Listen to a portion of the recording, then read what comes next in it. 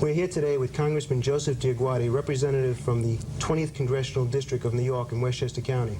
Welcome to Italics, Congressman DioGuardi. Nice to be here, Joe. Thank you. I understand that you began your career as a certified public accountant with the firm of Arthur Anderson and Company, and that you spent 22 years with that firm before you decided to make the transition from CPA to congressman. Can you tell us a little bit about that? Well, it wasn't an easy transition, as you might imagine. But frankly, it's an experience that I'm hoping others will follow, because I think government today needs to have more business-like thinking and people with business backgrounds. And in the back of my mind, I thought I would elect early retirement in my 50s and do something like this, but I hadn't decided it would be Congress. But in 1982, the suggestion was made by a group of businessmen that I should think about running for Congress. And by the time 1984 came around, the seed was planted, and what most people said could not be done, coming right out of business, not having had either a legal background or a political background, I managed to win it in a very difficult race. Congressman DioGuardi, you're an Italian-American. Can you tell us something about how your background helped shape your values? Well, you know, my father came from Italy in 1929 as a very poor boy from Naples. They were having a depression in Italy at the time, and I guess Dad didn't realize that when he came here, we were having a depression here. So he couldn't get a job for a couple of years. He was 15. You talk about the story of America. It's not just my story.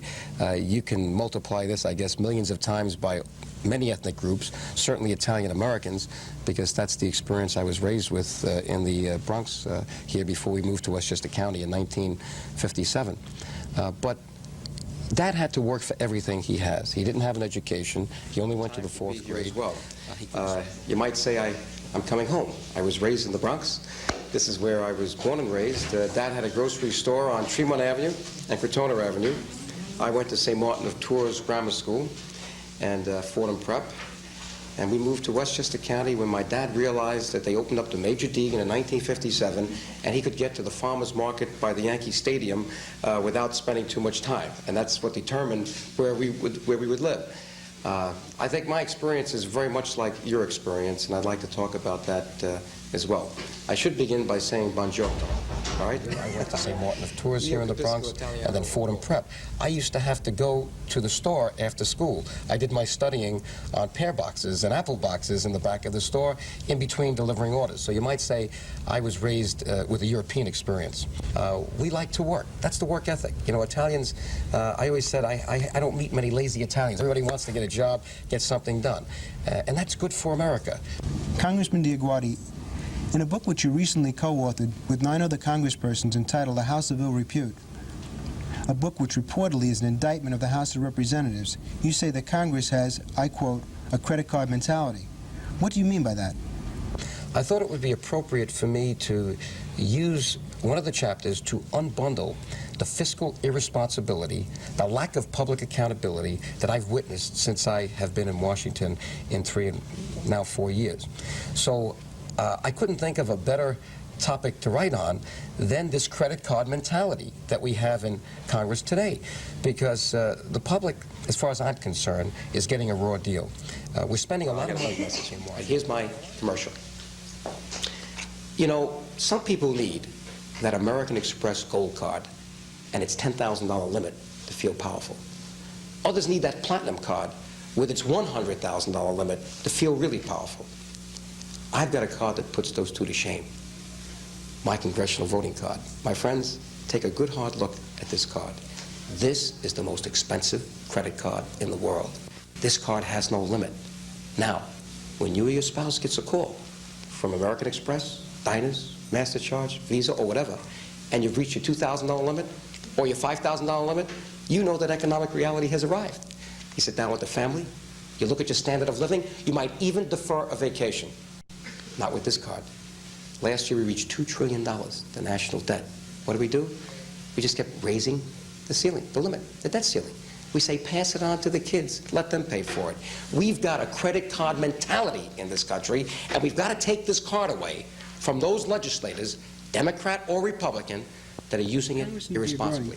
Wouldn't all these offices just create a bigger federal bureaucracy and ultimately cost the taxpayers even more money? That question comes up all the time.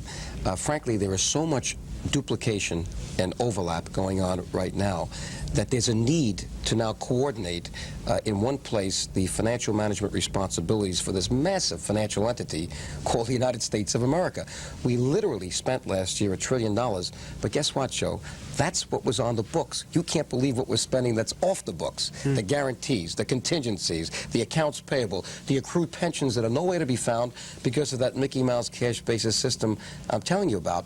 If we were to use the right system, it's called generally accepted accounting principles. It's imposed on any public corporation. You might find out that the national debt is not $2.4 trillion. Hold on to your seat. It's $6 trillion as of now. Because when you see that $2.4 trillion, all that is the cash we spent. It doesn't tell you what we owe in Social Security for those people that have to retire that already paid in, because we've used that cash already. We are playing the biggest shell game in the world right now, and that's why I had to write the book, A House of Ill Repute.